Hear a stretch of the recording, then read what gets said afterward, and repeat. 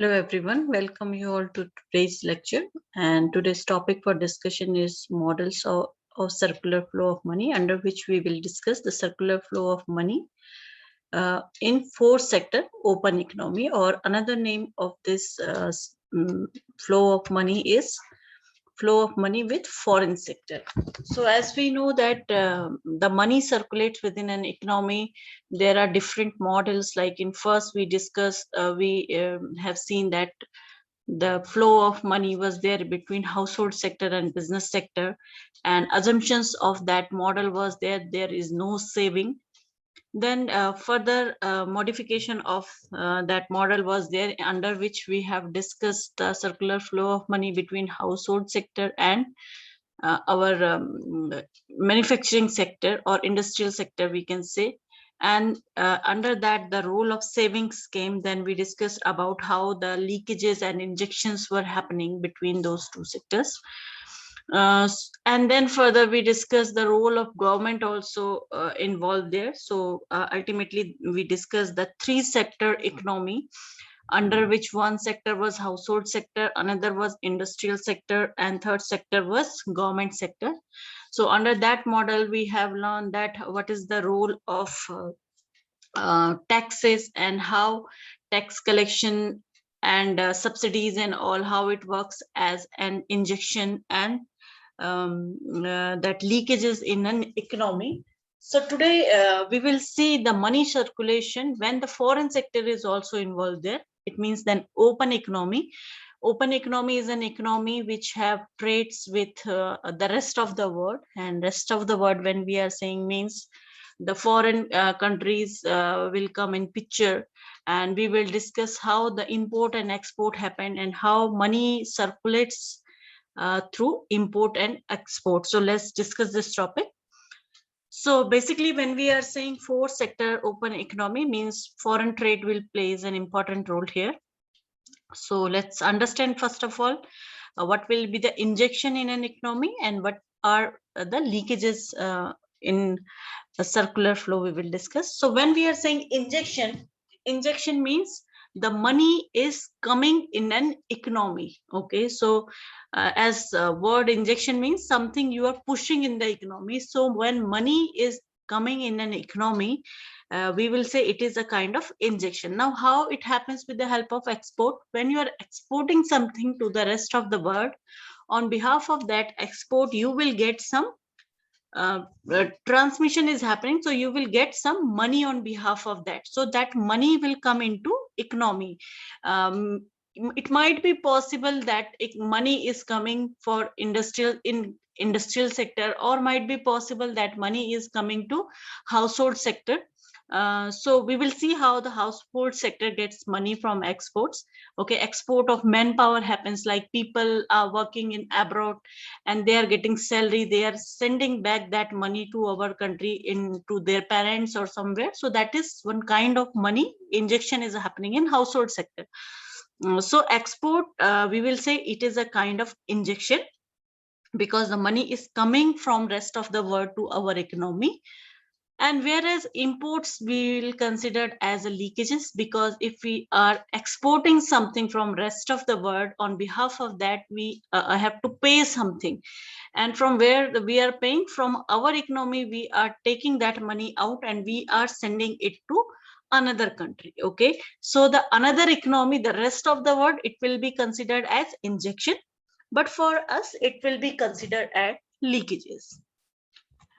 Now we will move to next slide, and we will see that how this circulation happens with the help of one diagram. So you see here in this picture we have four sectors: household sector, producers or business firms, government sector, and foreign countries.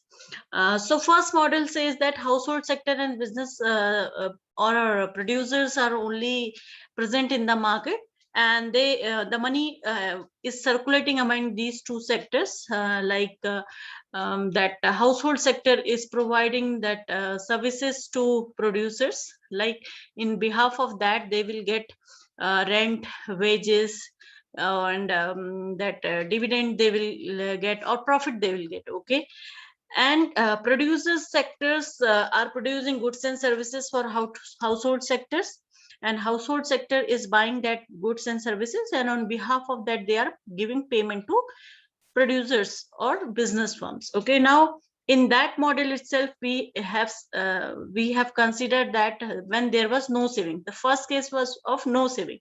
Second case is the scenario when both household sector and producers having some kind of savings, and the role of capital markets came here. So that time we have discussed that how household sector or producers, the excess money they are putting in saving, and how one sector or is getting the borrowing from capital market. Then in third model we have seen that the role of government came, and government has charged taxes from both household sector and producer sectors, and on behalf of that how the circulation is coming from government side, government is giving some kind of subsidies or the services they are using from household sector, on behalf of that they are giving the wages and salaries and other benefits like education, healthcare and all.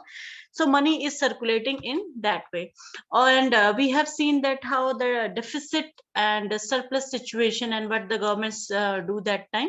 So if deficit situation is there, government is going to borrow money from capital market. If surplus situation is there, government is going to do saving in capital market. So this much all these three sectors will come under a closed economy. But here the role of foreign countries come here, and we will say that it is a case of circulation of money for sector open economy. So what happens, you see here, foreign sectors, the businesses and producers, whatever they are producing, okay, what they are doing, if the demand is there in foreign countries, so they are exporting them.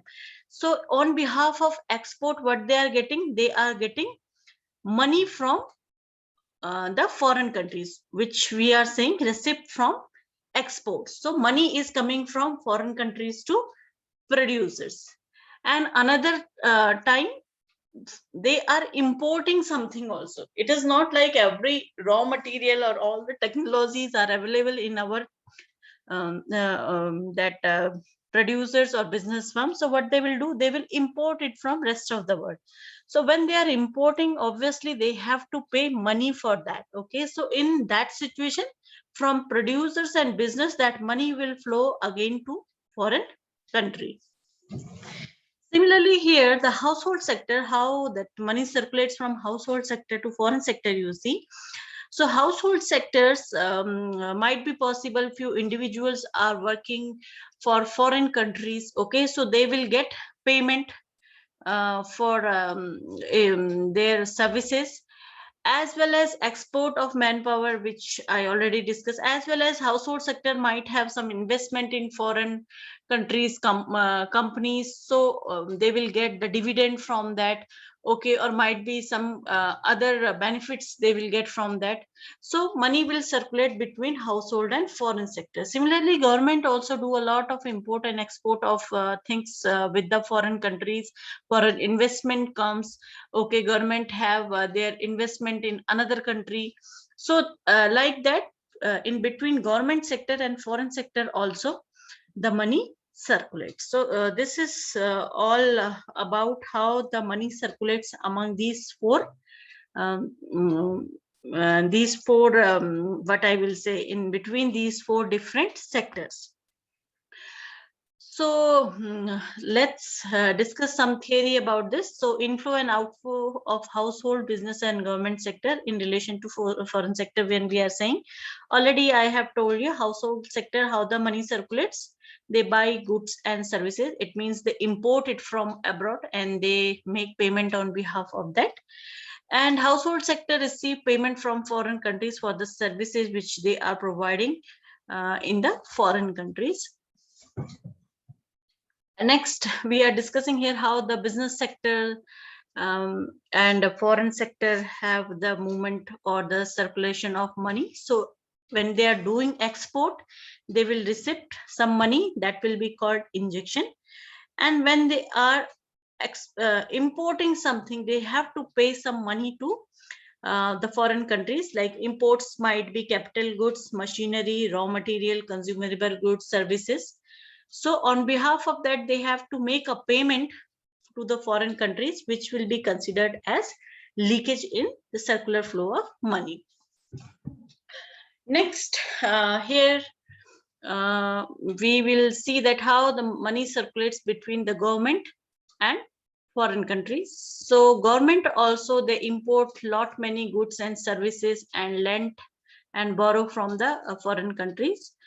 So all exports of goods of services whichever the government is doing, okay, so for that they are getting payments, so that will be again injections in the economy. On the other hand, whatever the payments they are making for importing of goods and services, okay, so for that purchase of good, for whatever import is happening, they have to pay money to the foreign countries, and it will be considered as leakage. So circular flow of money for sector open economy, whatever savings are there, taxes and imports, these three things will be considered as leakage. Okay, because leakages, when we are saying, it means that the less money is going in individuals hand, it means the demand is coming low because people don't have enough purchasing power. If demand is coming low, automatically the production will come down. If production is coming down, its effect will go in that employment. Okay, so this all will consider leakage, whereas investment, government purchases, exports will consider injection, because if these all activities are pushing the money in the economy. Okay, further, import export transfer payments have been shown to rise from three domestic sectors like household, business and government. And outflow and inflow which happens with the foreign sector, sometimes we can say that it's a term balance of payment sector, but actually balance of payment sector is a very broad topic which we will discuss in further slides. Okay, so this is all for today's lecture. I think this is quite clear to you people. Thank you so much for watching this video.